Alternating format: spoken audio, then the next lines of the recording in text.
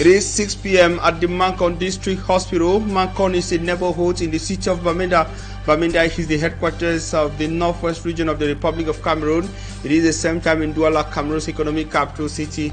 Ladies and gentlemen, thanks for joining us on a primetime newscast live from our central news desk in the city of Douala. In our top stories tonight, silence from the presidency of the Republic of Cameroon and conflicting official statements on the whereabouts of President Paul Biya 2 months after he left the country is increasing public scrutiny on his prolonged stay out of the territories of the Republic of Cameroon.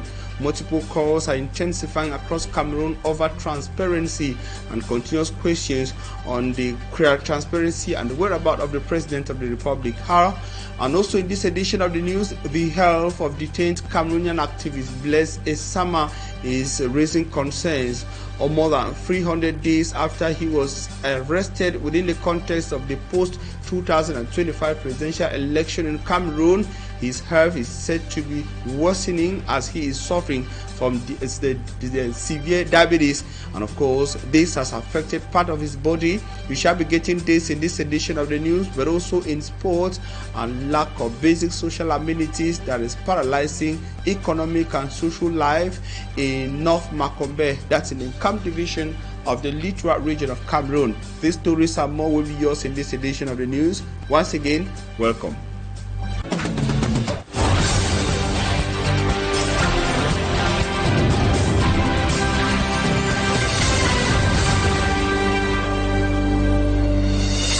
You made the right choice to be informed by Equinoxe television. We are live from Douala, Cameroon's economic capital city. And of course, this is the primetime newscast on your #1 television network across the Republic of Cameroon and the Central African sub-region.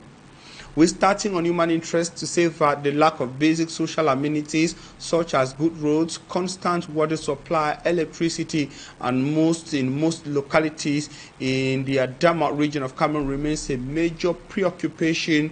It was this topic that was key on discussion table during the 19th Administrative Management and Toast Account session of the Regional Council of the Adamawa, during which the governor of the Adamawa region, Kildadi Tageke Buka, promised that new projects will be launched in several localities of the Adamawa region in the days, the weeks, and the months ahead to be able to improve the living conditions of the people of that part of the Republic of Cameroon. Now, details with our staff lady Malak Glory.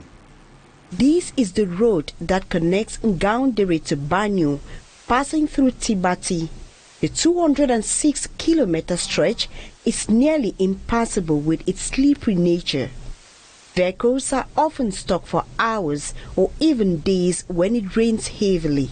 And leaving from Ngaoundéré to Galimtine is also a daunting task for locals. These roads are found in the Mayo Banyo division and the Farodeo division respectively, all in the Adamawa region. A councillor during the 19th Administrative Management and Store Account session of the Adamawa Regional Council questioned how authorities are not aware of these bad roads, considering that many of them, especially the security forces, pass through these roads during operations. Et cette population est frustrée. Moindre chose peut troubler à l'ordre public. The governor of the Adamawa region, Kildadi Dakeke Bokar, who chaired the session, also highlighted the lack of basic social amenities such as reliable water supply and electricity in these localities. Dans notre région, notamment, l'eau qui manque par moment, l'électricité n'est pas suffisante. As a result of these, some recommendations were presented by Ngomse Paul Patrice, new Director of Economic and Social Development at the Regional Council, to improve the development of these localities. We have to make sure that our people have access to health, to education, and in a better area when they live with thinking about the future generation. So we have to take care of our environment. 3 new directors were installed with the mission to implement innovative measures taken for the new mandate that goes from 2026 to 2030, and the president of the Adamawa Regional Council promised that the newly elected will ensure that all the complaints that were presented in the course of the session will be corrected during their mandate. Totalement corrigé au vu de l'expérience que ces directeurs ont. Meanwhile, the session ended with the governor promising that the council will soon relaunch some construction projects. However, there are high expectations from local inhabitants who are waiting to see this project realized on the ground. And developmental problems are not unique to Adamawa. In the Republic of Cameroon, several other localities too are going through enormous developmental challenges. A case in point is Numa. It is a village in the North Makombe of the Kam division. Kam is in the littoral region of the Republic of Cameroon. The local people have gone celebrating after rehabilitation works on a strategic bridge that links the village to several parts of the Kam and by extension the Republic of Cameroon. They say that rehabilitation works have been done on this bridge after several months of continuous begging on an intervention on the part of government officials in Cameroon to no result. They say that the rehabilitation work has been done thanks to the intervention of the kids or sons and daughters of the village, some residents out of the Republic of Cameroon. They are also thankful to the consistent and persistent reporting on the challenges faced by the people by Equinoxe television and radio. Details with Simat Njikan Gabriel. For more than 3 years, life in Numa village came with one big risk. Located in North Makombe, Kam division in the littoral region, residents here had to cross the Manier River on a bridge that many described as a death trap, especially when it rained. We have been suffering here for the past 3 years. We are happy with our children who have helped us. Water could easily carry someone away, no matter your age. When I walked at night going to bed on foot, crossing this bridge always gives me fear. Today, that story has changed. The sons and daughters of Numa came together, contributed what they could, and rehabilitated the bridge themselves. And they did it right in the middle of the rainy season. When something goes well in the village without hitches, we are also happy. We are happy going out of danger. As we rehabilitate the bridge, we ask God to bless our children for what they have done to us. The timing couldn't be better. With the new school year around the corner, this bridge will now protect lives and make movement safer for pupils, traders, and families. This is actually the second bridge the community has rebuilt in less than a year. It shows what can happen when people decide to take development into their own hands. And the lone survivor of the deathly Mbende landslide that's in the city of Limbe in the Fako of the southwest region of Cameroon is receiving treatment at the Limbe Regional Hospital after losing 3 close family members in the disaster as he battles both physical injuries and emotional trauma. Doctors say that his condition is stable but requires specialized care. Rex Safon from our bureau in Boya visited the hospital facility, and here is what he saw and heard. James, the lone survivor of the Mbende landslide, is still battling with physical pain on his hospital bed at the Limbe Regional Hospital, as well as the psychological trauma of knowing that in a single day he lost 3 of his loved ones. The man in question is actually a 45-year-old businessman and who was received by the team on duty at the emergency unit. Going by his story, the house fell on him and he sustained lacerations, injuries on his face. I think those are the only injuries he sustained, no fractures. The city mayor of Limbe has paid him a visit, promising that the city council will stand by him throughout this difficult moment. Now we are at the hospital And I have seen the patient myself. I'm happy that he's alive, because yesterday we wanted to see him, but the doctor said he has to be stable before we see him. So today we are very happy that we have seen him. We have promised him the city council support that we have already started, and that we are going to accompany him through this difficult time. For now, medical experts say he is in stable condition but requires specialized care to make a full recovery. It's very, very stable. It's lacerations basically limit at the level of the skin and soft tissue. They are well taken care of. They were treated, decontaminated, sutured. So he's doing fine. He has had access to all the medications that he needs. James lost his 12-year-old daughter, his pregnant sister, and his sister-in-law in the landslide triggered by Wednesday's heavy rains. Neighbors managed to pull him out safely from the rubble before rushing him to the hospital.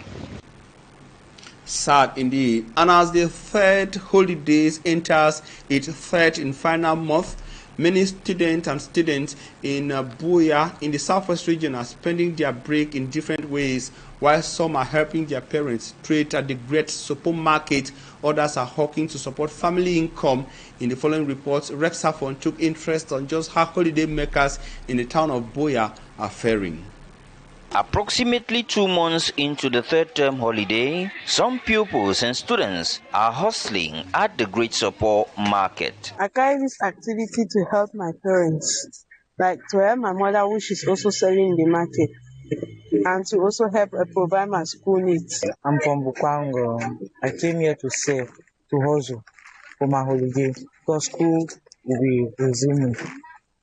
So, as I'm selling, I'm saving some money that I can buy my books. Some traders appreciate the fact that a number of students are assisting their parents, but say very young children should be kept at home. It's good, they have to do it because to help their parents. This holiday, at least to assist their parents for their school needs. Some mothers who trade at the market prefer bringing their children along for several reasons. I bring her because I come and see how I'm doing things. Elsewhere, some children are spending the holiday learning various vocational skills. This year, we're able to dive in deeper into computer engineering with using the Arduino Uno that the John T Foundation provided for us, so that our learning experience can be as smooth as you can possibly get. I'm from the Arts and Craft Department based in chalk production. This is aimed at protecting them from the risks associated with hawking in the markets and on the street. We don't want them to be idle, so we have to bring them together, teach them some skills that can help them get some support for themselves. Some parents prefer this option, saying it helps children develop practical skills and broadens their thinking. I'm so impressed tonight. We are seeing the type of skills they are displaying. In fact, these are talents that, in fact, when they cultivate it, it's going to go a long way to give the children maybe a way of sustaining themselves. Some parents who send their children onto the streets to sell blame it on economic hardship, while others believe that no level of hardship is worth putting a child's life at risk. And that's Rexa Phone on just how holiday makers in Buea are choosing to spend the holidays. And on to something else, as we told you in our top stories, the health of detained activist Andre Bless Esama is raising fresh concerns. Nearly 300 days after the 2025 post-presidential election crisis held at the Douala's Limbe Central Prison, Esama is battling severe diabetes and complications that have reportedly left one of his toes affected by tissue decays. Immaculate Fogwe reports. Nearly 300 days after Cameroon's 2025 post-electoral crisis, several people arrested during the period remain in detention across the country. Among them is activist Andre Blaise Esama, whose deteriorating health at the Limbe Central Prison in Douala is raising concern among civil society groups and human rights activists. We are risking somebody who has a bad health condition, who was never supposed to be in prison, and whose health condition has been aggravated by being in prison. So it is important. He has a case coming up on Monday, the 10th.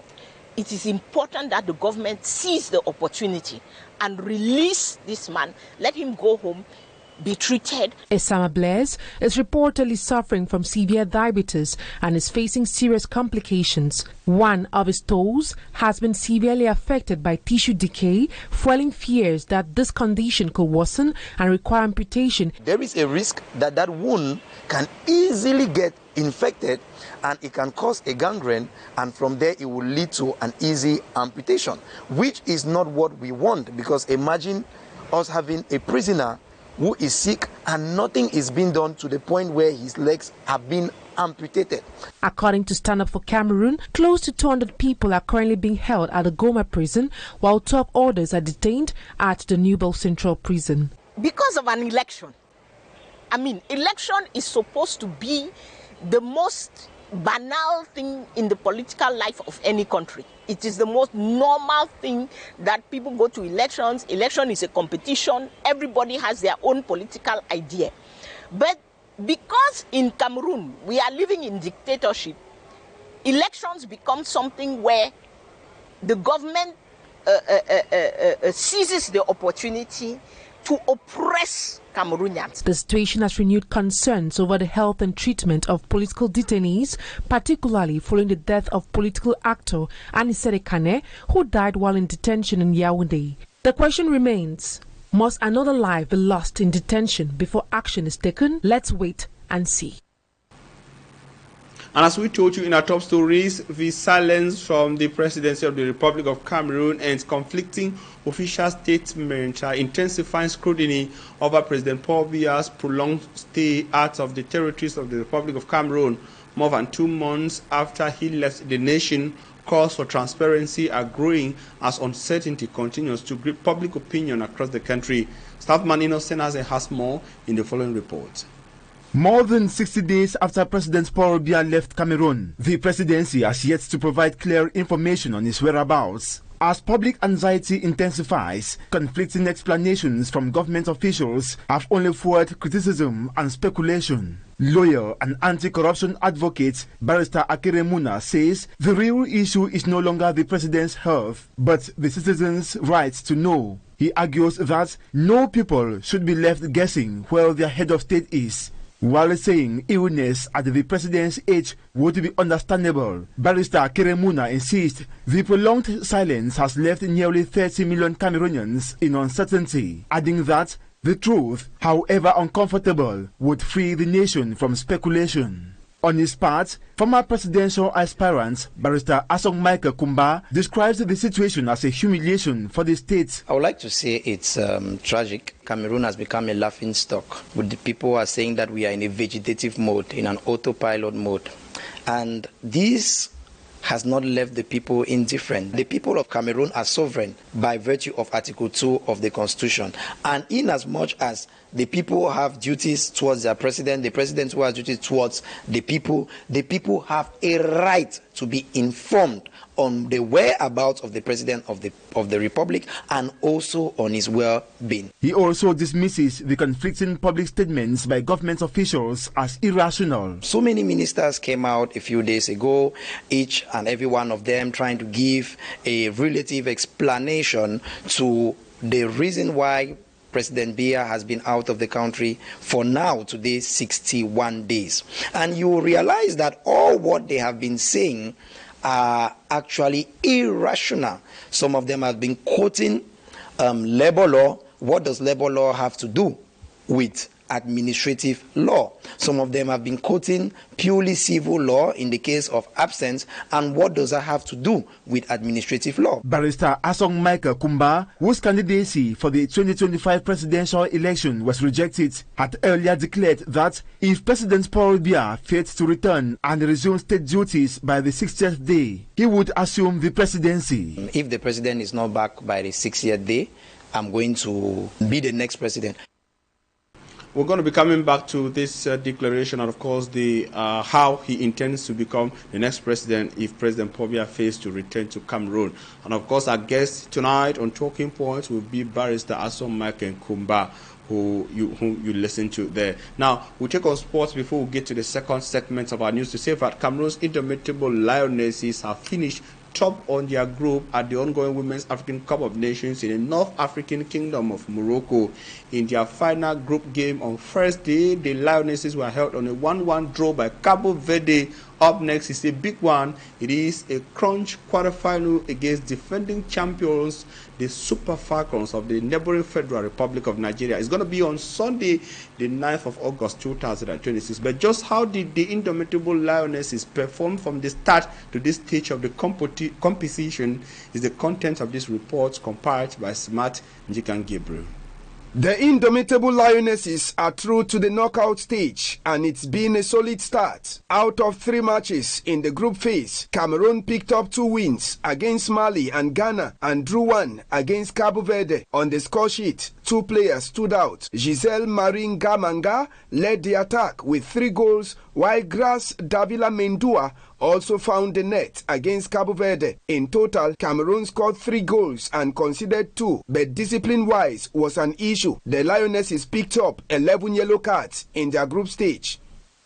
According to a sports analyst, the strength of the indomitable Lions has been the fighting spirit and attacking transitions.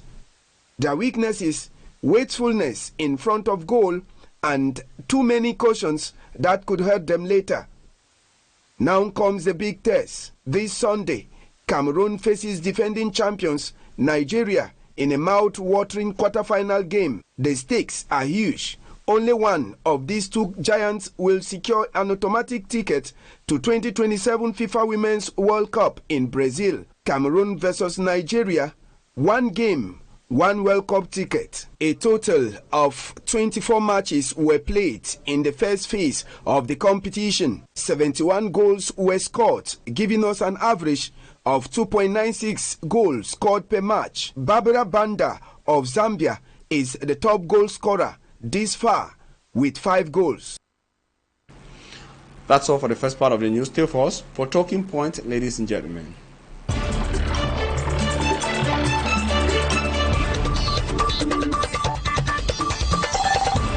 And as we told you on Talking Points tonight, our guest is legal mind, Barrister Asong Michael Kumba. Barrister Asong Michael Kumba, we're glad you're accepting to be part of Talking Points tonight. First question, you recently declared that if Paul Biya fails to return to the Republic of Cameroon on the 60th day, you're going to assume office at the presidency. That statement has generated anxiety and also curiosity among many Cameroonians, some who have been extremely interested in the prolonged absence of the President of the Republic. Now, on what constitutional or legal grounds are you standing or did you stand to make such assertions, Barrister? Yes, as I said on social media, that if the President is not back by the 60th day, I'm going to take or go to the presidency and be the next president. Of course, that's an aspiration that each and every youth should have, to be able to aspire to be at the highest position of leadership in Cameroon, to actually help and to promote sustainable development. But of course, going to the presidency, there are procedures that must be respected. You don't get up, carry your bag, and move to the presidency. So when somebody says that he wants to be president of the republic, it does not mean that he is already president, or he says he's going to be president of the republic, he will just get up and go and enter there. No. When he says that he's going to be president of the republic or go to the presidency, it means that he's going to follow the steps, the footsteps, follow the right procedures to get there.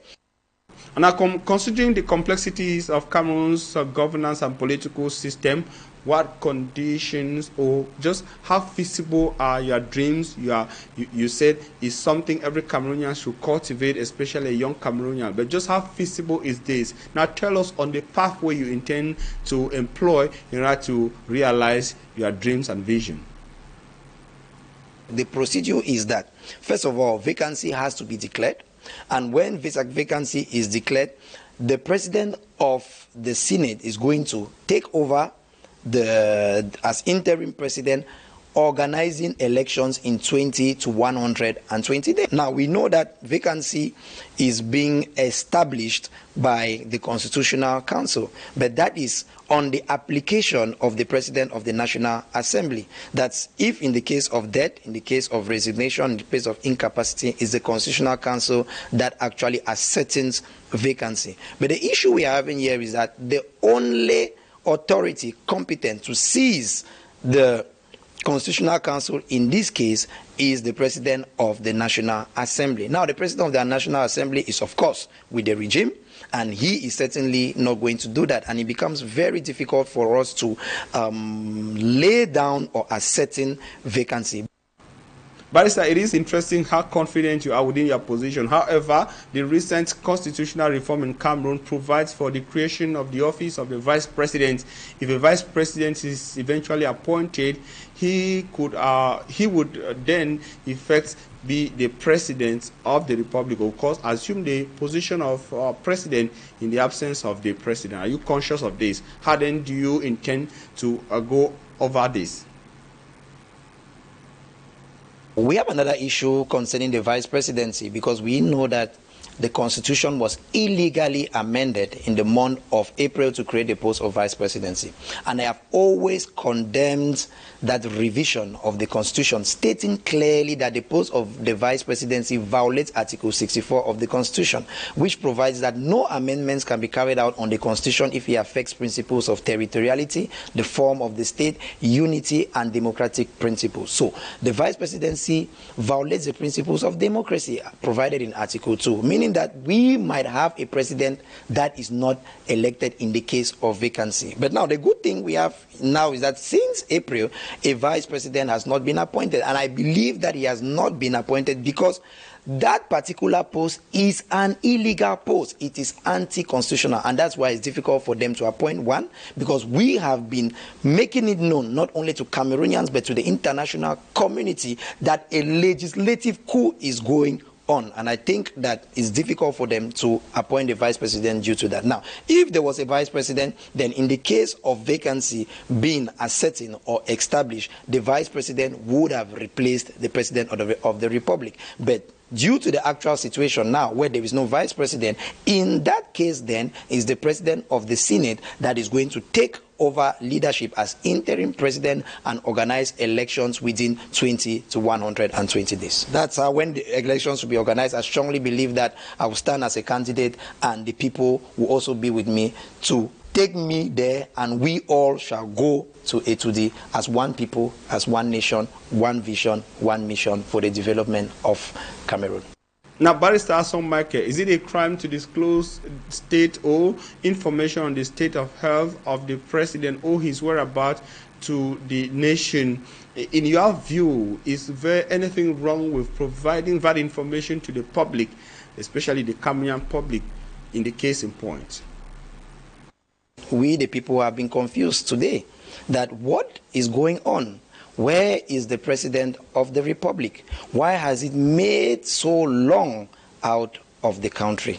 Now, we know that in matters concerning the president being out of the country, the constitution does not provide for a particular period where or in which he can be out of the country. But then we must know that the president of the republic is the first civil servant. Of course, a civil servant with a special status, but having the status of a civil servant means that he is at the service of the people. He is being employed by the people who are sovereign, who voted him to carry out certain duties and responsibility towards the people and the state as a whole. Now, today he has been out for 60 days without any clean and clear-cut explanation from the members of government and even from the spokesman of the presidency, which is something that we are not seeing today, and that is the reason why we are raising the alarm, saying that the President of the Republic and his entourage must tell us what is going on. And if we don't have necessary information about what is going on, then we as the people will stand up to express our rights for public manifestation. So depending on the condition, he can be even awarded more time. But the problem we are having here is that we don't know if our president is on an administrative leave. We don't know if he's on a medical leave. And that is why it is difficult for the people to understand why the president has been out of the country for too long. That was Barrister Asomeke Kumba. He is the 2025 presidential aspirant, a legal mind based in Cameroon's economic capital city, Douala. Ladies and gentlemen, it is with that we end this edition of the Primetime Newscast on Equinoxe Television. We thank you immensely for your keen attention. Now we urge you to continue to stay with interesting programs on Equinoxe Television. Up next, we're going to be having Equinoxe Soir, and of course, after that will be a fresh edition of news in the French language. That will be at 8 p.m. Meantime, stay blessed, have a nice weekend, have a nice evening.